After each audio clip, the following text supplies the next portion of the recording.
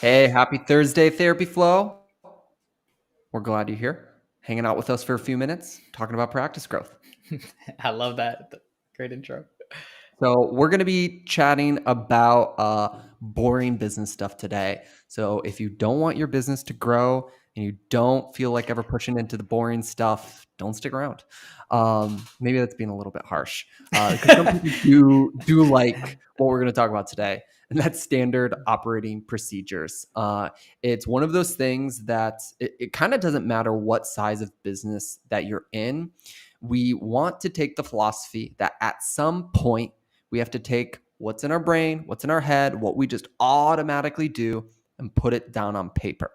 I'm going to use a quick example of like what is a standard operating procedure through the lens of therapy really fast and talk about at some point, whether it's the cognitive behavioral therapy or the roadmap for EMDR or whatever it is, someone shared with you, taught you, showed you how through a at length procedure process guide, book, manual, whatever it is, on how to do all of that therapeutic process. That was fascinating. That was fun. That was interesting. You probably ate it up, lived in that extra training or that specialty that you're requiring or that, college course you were in. And all we want to do is create the same amount of unique standard operating information out of your head for how you do everything and on paper for your private practice, for your business. And this is what's going to start to create freedom, separation, and growth, and really the ability to bring in people, software, and vendors to run things for you or move things forward. I'll put this in maybe a slightly different light too. SOPs set great expectations for your team members. SOPs help you create consistency in your practice. SOPs help you reduce costs and save you time. The way they do that is by listing everything out that needs to happen in a way that's very followable so that others can do the projects for you, saving you time, saving you money, saving you energy, making sure things get done in the order, in the way that they need to get done. And then also, to put a nice little cherry on top, they just make sure that there's consistency and expectations being set for the team members. And so if you're tired of being like admin so and so, Sally Caller, never does this one thing on the calls, or we always forget to do this one thing and I hate having to keep bringing it up, or we don't have I shouldn't have to be responsible for doing this part of the last little mile of the marathon here because Sally Caller should be doing it.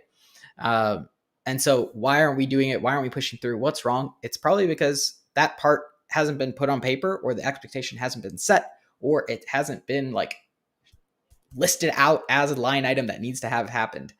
And so this is a great way to set expectations for your team. This is a great way to make sure that everything gets done and everything gets finalized in a helpful way oftentimes. Now, accountability is another thing, right?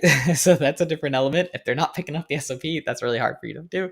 But this also creates visibility into your processes, and it makes it really easy for some of you who actually want to like sell your practice one day. It makes it Yeah. really easy to say we've got this stack of papers. This is exactly what our people do. It kind of bulletproofs your practice. Yeah. Whether it's something as simple as a lower tier virtual assistant needing to do blogging for you, or whether it's like a billing or intake coordinator, or any tier of, again, a person or a vendor that is trying to take over an activity that you're doing day to day, and or if you just want it to be a reference guide with templates, processes, and materials for you to just quickly go back to and be like, this is what I used last time. And a good example of that is you might be the person that posts job ads in your therapy practice, right? Through recruitment ads in your therapy practice, through Indeed and everywhere else right now. But instead of going and writing a new job ad every single time, right? Can number one, Can we template the process? Can we make a standard operating procedure, sort of a fill in the blank guide for the new recruitment position? So we always can go back to the same process. And then number two, maybe we can put together an SOP to show how to take that recruitment posting, that job description and stuff, and post it on all the different platforms. And maybe someone else does the button pressing, even if you do the recruitment writing and you dictate the salary and all of that fun stuff. And so you can create layers of separation in your business. And just, it's typically not a fun process. And the reason why it's not fun is it's slow. It's tedious and it's detailed oriented on a lot of times the parts of the business that we day to day care the least about, right? We don't really care all that much about how we technically post a recruitment ad on Indeed, right? However, if someone's never done it before, aka your virtual assistant, we have to put together a standard operating procedure for them to follow to know how to do it correctly. It's not like fun or sexy, and you don't care a lot about it right now, but until we get it out of our brain and we do that for as many parts of the business as we possibly can, it's going to be really, really difficult for someone else to pick up the slack and move it forward in the way you want it done. Maybe Attilio, we can talk about that last piece of like why SOPs allow things to get done on like a quality control, like their way. Yeah, there's a level of critical thinking that's required for some of these operating procedures. As the practice owner, we're just doing things oftentimes, and so putting together, maybe it's templates, or putting together like a decision making matrix is a super simple way for you to understand how and why you do the things you do.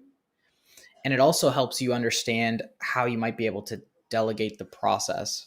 And so when you sit down and do this critical thinking, it forces you to level up your own decision making process, your own quality control process, your own decision making, and it forces you to kind of push what you know to a new level. And so by creating these, that like not sexy stuff, by creating this, it actually forces you to level up and forces you to understand what it is that actually will find you the quality. And you might Yeah. actually find that as you're going through this, you're like, hey, I actually have a big glaring area that I'm missing oftentimes. Or I wouldn't be able to put this in words unless someone came to me and told me these items. And so that's a really big indicator that, this is helping you move in a positive direction, I'd say.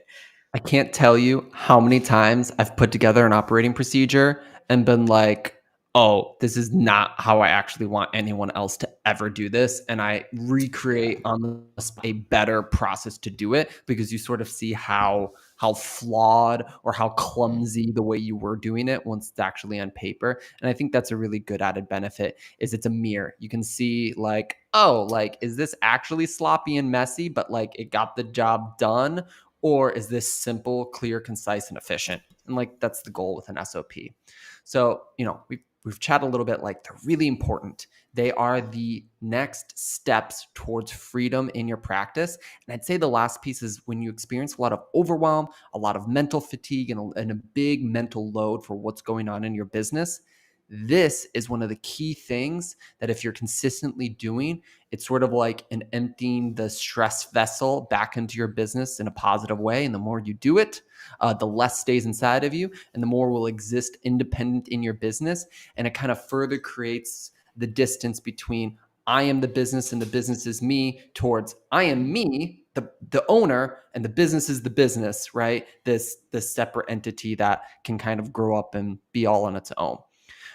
When is a good time to start, or where even is a good place to start if someone's working on standardizing processes in their business for the first time?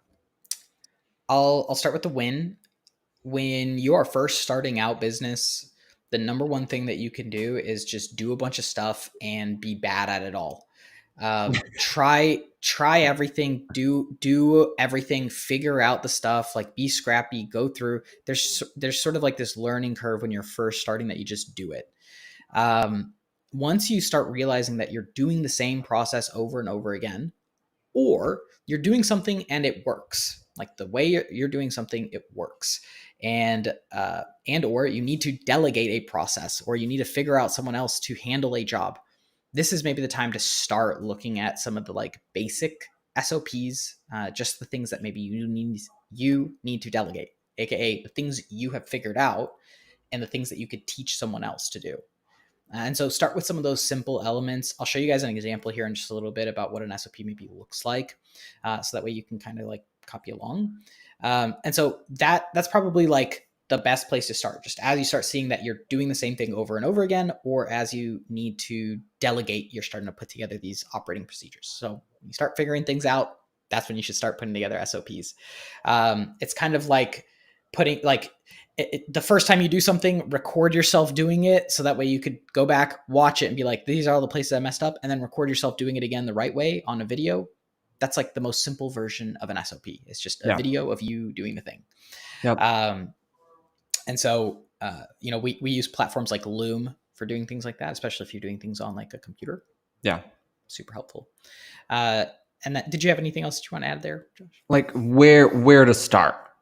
Did you answer that? Maybe where to start with videos.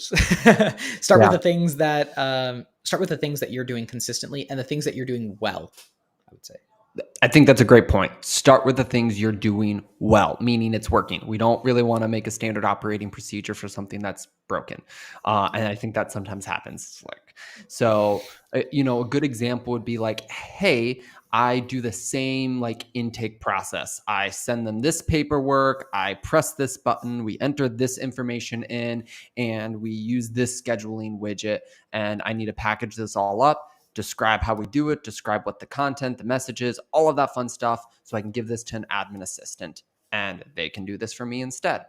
And now let's talk a little bit about like how to build your first SOP. You spoke a little bit of it.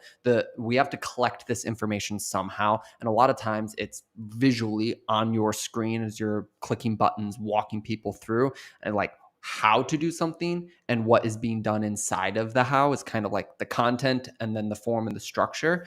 So it starts with, well, what is the thing? We're creating a standard operating procedure.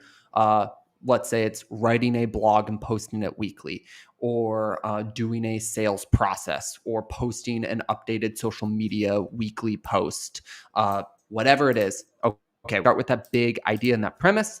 And then we have to list out all of the key actions, the step by step, almost as granular as we can make it. We say if it takes anywhere from like 1 to 5 minutes or more, depending on the action, right? It probably needs to be like a separate line item. Where imagine you're kind of creating like a little rock across the river, and they have to be close enough together that anyone, and I mean anyone, can hop along, right? If a fifth grader can't follow along, it's probably not simple enough or broken down into enough steps. And that's a good indication. If you have a kid at home, give it to your kid, see if they can do it to a degree. And if they can, you'll be like, oh, okay, I'm doing a good job. And you can hire them for tax deduction there. Yeah, we do not want to make this process smarter than a fifth grader, just as smart as a fifth grader, maybe. And then we need to record and like put all the actual information in those steps. Attilio said it. We use like Loom and Asana, project management, and like documentation portal a lot. We use a lot of like Google Drive. You need to like just insert the information, like house a folder with all the steps. You can like collect your information a couple different ways, but for screen recording, Loom, Slack, Asana, they have some good options to do that. And then you can insert images and pictures. We typically try and do like a transcript as well as like insert step by step, so someone can like read, scan, reference, as well as watch a video. Because again, the more details you provide, especially on the content. So if it's like a blog recommendation, you could like list out, this is a good quality blog, this is an okay quality blog, this is a bad quality blog, and explain why it is. So if someone's reading that, they have a measuring stick against the content they're producing. This is almost like a brand guide for like your social media. Whatever we need to do to steer that person on a content level and on a how-to level needs to be mixed into your SOP process. Yeah, I think my last note might be for those of you just starting this out. Josh just rattled off a lot of different like platforms to house and manage and work with these things. I think the simplest place to start is just have like a Google Drive or a Google Yeah. Doc. And actually, I might just show you guys really quick what some of these look like. Let me see if I can. And as you're pulling that up and sharing your screen, I'll also say that a really easy way to do this is if you want to make this simple, you can also just record a live Zoom call of you walking someone through it live and then Yeah. give that back to future team members as well. So do the live training and then share it back. Attilio is going to talk a little bit about this. Can you see this all right? Yep, it's I've all got. up. Okay, perfect. So the way that I would look at this is just like set some goals, create some outcomes, set a couple requirements, possibly link to other SOPs if you need it, and then give some additional information. Walk through each step, like what needs to be set up, what's actually going to be happening, get some screenshots, work through, show how to make all of this happen. Link to other things if you need to link so that way you can quickly reference other items as you're going through this process. And as you can see, you just keep rolling. This is the whole thing. Screenshots, step by step, everything here laid out for you. I'll say that the complement for SOPs, so like this SOP is how to create a social post from a blog, right? So you've been writing blogs and you want to create a social post from it. The analog to these, not the analog, the addition to these would be like recipes. And recipes are a collection of SOPs. So a collection of standard operating procedures. And so setting up a WordPress site or blog that scales is a complex process that has multiple series of operating procedures inside of them. And so this is what each element might look like in a recipe. So like step one, this is one independent series of standard operating procedure. This is another standard operating procedure, another standard operating procedure, and you chain them together to create a recipe for something that you're creating. So if you're trying to set up a WordPress site or blog that scales, or if you're trying to like write an SEO friendly blog post that converts, you've got all the SOPs in place to be able to handle any of those elements. Okay. Hope that's helpful, guys. I just pulled up a couple that I thought might be applicable. Definitely. Uh, Bottom line, there's only shades of better to do this. Any documentation, whether it's just like a 30-minute Zoom call with your admin where you record and you toss it into a Google Drive that someone can like go back and look, that's a good starting point, right? And that's better than nothing. Maybe at minimum, anytime you do a training or how to or whatever, just make sure it's recorded. Make sure you have it and you can put it somewhere. And then you can slowly upgrade and do it and make it more detailed oriented. This will have to be saved for another day. But inside of our program, we also talk a lot about how to get your staff to create these for you and with you. And that's the next thing, the SOPs for having your team make SOPs and managing them correctly. Because when you have other people helping you create the documentations and structures in your business, that also creates a lot of freedom in the business in and of itself. And as a follow up, that is some of the questions we will be asking Casey next Wednesday. In her own, she is a boss babe that does really good at does an amazing job at creating operating procedures, teaching other practice owners how to do it, and selling to multi seven figures as a result in various multi businesses now across private practice ownership and other places. So definitely tune in next week when we ask some of these questions and get her perspective on this process. Yeah. Love it, guys.